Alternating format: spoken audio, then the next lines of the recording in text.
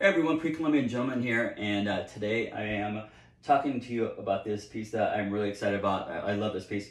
It's a Maya obsidian snake scepter, and originally I bought this piece as pre-classic, meaning 200 BC to about 280. But the more I've been researching and studying it, I think it's actually later. I think it's about 280 to maybe 450 80. And so the main reason for that is that it's carved from, it's about 14 inches tall, and it's carved from a black-green obsidian.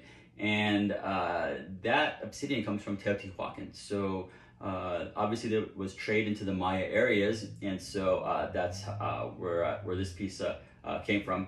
So in terms of the raw obsidian, which is volcanic glass. So that's why I'm thinking it's more 280 to about 450, 80. But it's really cool. It's very finely napped, if you can see this. Let me show it to you a little bit closer. It's just, I mean, gorgeous. It's a work of art. And obviously the skill it took to make this is just incredible. Very fine, very thin, and just the flaking is just, it's just amazing. It's perfect. It's just great. A similar piece from Sotheby's sold back in 2017 for I believe 35,000. The snake was actually more curved. However, the flaking wasn't as fine as this, and it was actually thicker and kind of clumsier and wasn't so fine. So I mean, you make what I guess everyone has their preferences and stuff, but I just love the way this piece looks. The scepter part, obviously this is too sharp to hold as a scepter. So what I believe is that this area right here would have been inserted into either a wooden staff or just another scepter, a wooden scepter, and this would have been the finial for it, and it would have been lashed this way to showcase the obsidian, which is beautiful.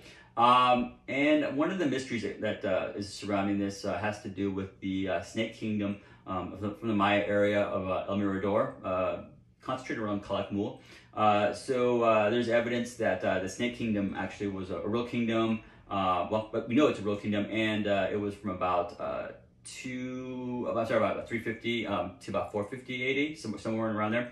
So there's some talking about, or some I don't know, scientists are talking about whether it was actually earlier than that. And so I'm just, I just think, and I was just wondering, like, was this part of that snake kingdom? Was this a scepter that was held by one of the snake kings?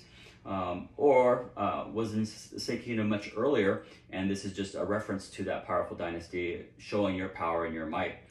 So just a really cool piece, and I'm going to show you something with about this the obsidian. So as you can see, it is translucent, so it's just really finely carved.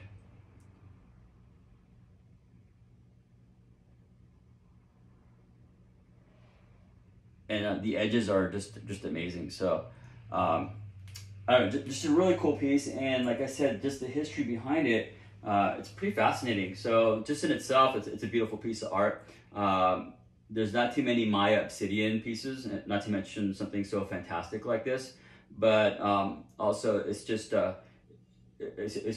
beautiful. And then obviously, like the history that we talked about in terms of the Maya snake kingdom, and the fact that this is a snake, it's a scepter, and it's very finely carved. So obviously, somebody of very great importance. The other thing is that this piece is not repaired or broken.